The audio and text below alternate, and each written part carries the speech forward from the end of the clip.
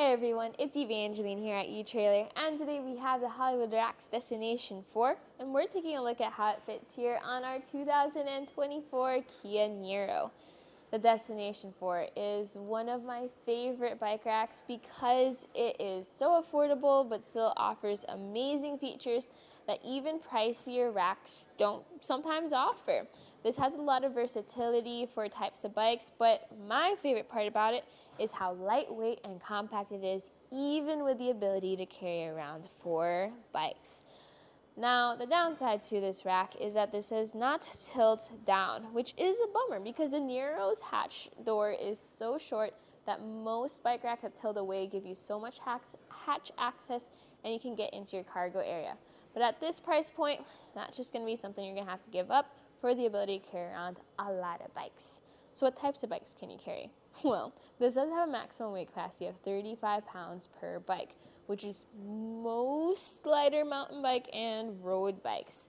This does have a angle to the cradles, which means your different wheelbases are fine, and this has a little bit of frame contact. What does the work is 3 touch points. 1 and 2 are going to be your front and your rear wheel straps, and then the third touch point is that frame mount. So this mount I like because it can go up, down, left, right, and even rotate around for those different types of frames. I much prefer that design compared to hooks that hook down to your frame like other racks might have. What I'm doing here is I am removing the front and the rear wheel straps, and that way we can get to that frame mount. Simply a matter of pressing that lever, lifting up on a strap, and pivoting it out of the way of our spokes. You will have to figure out the best way for you to take or remove your bikes. What I like to do is I support the bike with my elbow as I press this lever. I already have the strap a little bit loosened up, and I continue to remove it with my hand. Again, keeping a good grasp on that bike, because then I need to get myself into a spot where I can grab the bike and go. With that short mass, this makes it a lot easier for me to push it into a direction that makes it easier to grab, and now I can hit the trails. A lot of your larger 4 bike racks are going to be very bulky, so you are going to be doing a lot of reaching around bike racks to get bikes off. With this being a bit smaller, hopefully it'll be a little bit easier for you.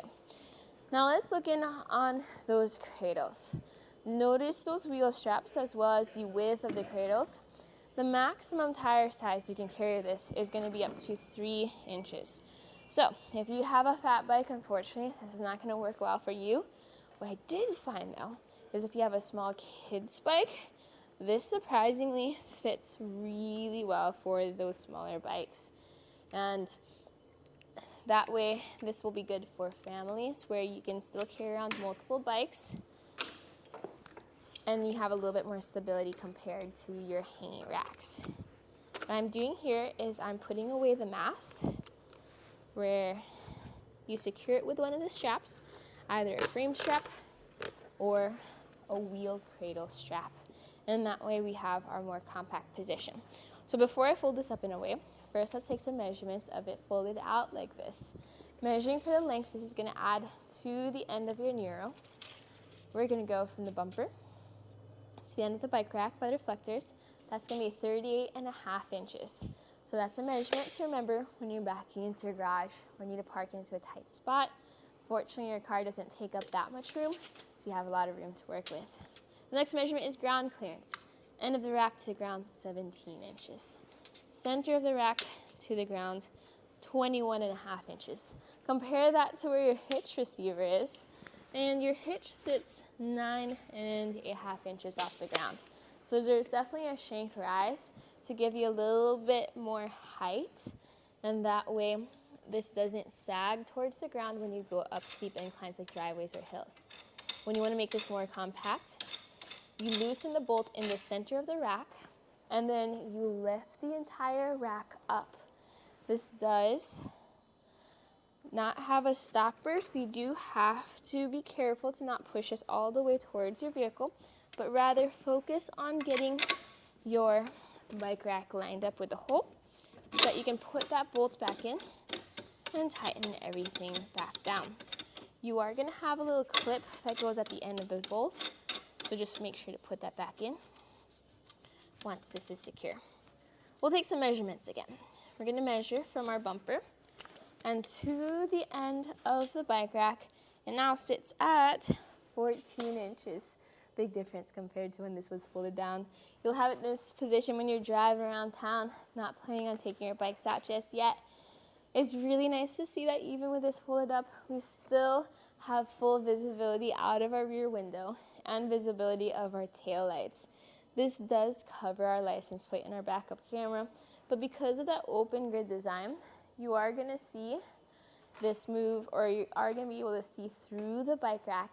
And if there's anything behind you, I do recommend folding your mast the other way if possible, just to give your best bet for visibility.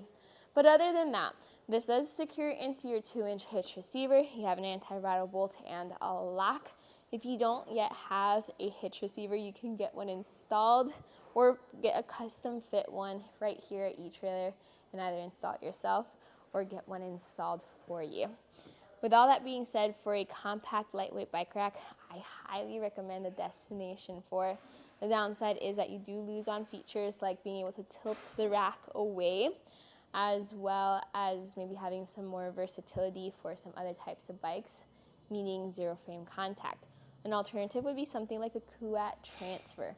That one is a much larger bike rack, but it does tilt away, and it has a pretty cool goalpost design worth looking into. But for your entry-level bike rack, that definitely performs very, very well. This was a look at the Hollywood Rack's Destination 4, and you saw it on the 2024 Kia Niro. Now we're going to go ahead and take it on our test course. First, we'll start with the slaloms. This is going to show the side-to-side action. It's kind of going to mimic the movements that you'll see whenever you're driving down the road normally.